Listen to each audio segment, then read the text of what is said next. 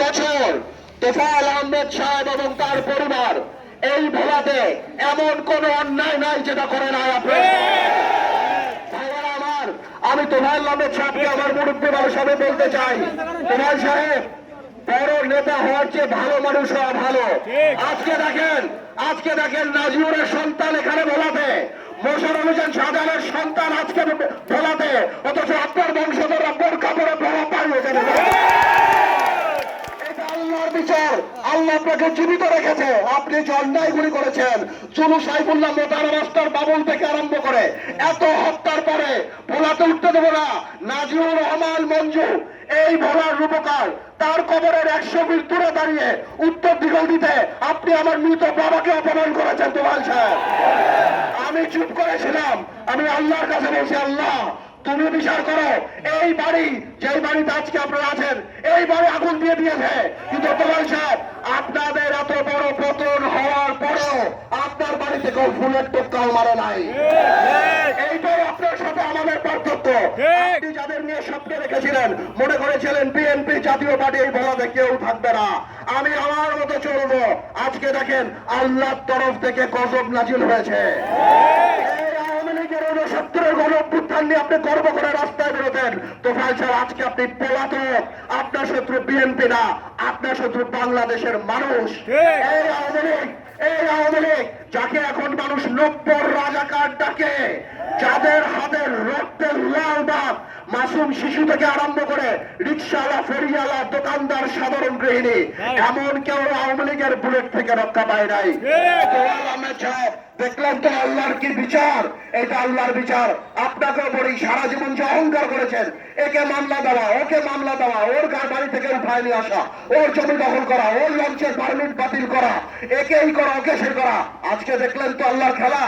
আপনার এই বয়সে আপনাকে বাংলাদেশের মানুষ খুনির দোষর হিসাবে জানবে, হত্যাকারী হিসাবে জানবে। আমি বলতাম না আপনাকে, আল্লাহর বিচার অপেক্ষা করছে। দেখেন আল্লাহর বিচার চলে আসছে। আপনি এত বিক্রি করতেন আওয়ামী লীগকে। আপনি সংসদের, আমার মনে পড়ে বলছিলেন আপনার নাকি নিজামীন, আপনার নাকি মুজাহিদা, তার হাতের গাড়িতে পতাকা দেখে আপনার লজ্জা লাগে। হ্যাঁ লাগতে পারে, মুক্তিযোদ্ধাদের লাগতে পারে, সাধারণ মানুষের লাগতে পারে, কিন্তু তোফায়েল সাহেব আমার এখনো মনে পড়ে আপনার মুখে এই কথা মানায় না। কারণ আপনি ছিলেন যে খুনি ভূত নিয়ে 74 সালে স্মৃতিসৌধে গেছিলেন, মানুষ এগুলি ভুলে নাই। আপনার এরকম হিপোক্রেসি, আপনি দাবি করছিলেন বঙ্গবন্ধুর নাম নাকি আপনি দিয়েছেন, সবাই বের হয়ে গেছে, বঙ্গবন্ধুর নাম আপনি দেন নাই। আপনি মুরব্বী, আপনাকে এই জন্য অনেক কথা বলি নাই। আপনাকে এবং আপনার বংশধরকে এতটুকু বলে দিতে চাই, এত মামলা ইনশাল্লাহ আপনাদের নামে হবে। 200 বছর শুধু আপনি মনে করছিলেন টাকা দিয়ে সব ম্যানেজ করবেন। আমি কয়েকদিন আগে এসএটিভিতে বলছিলাম না, আল্লাহ টাকা খায় না।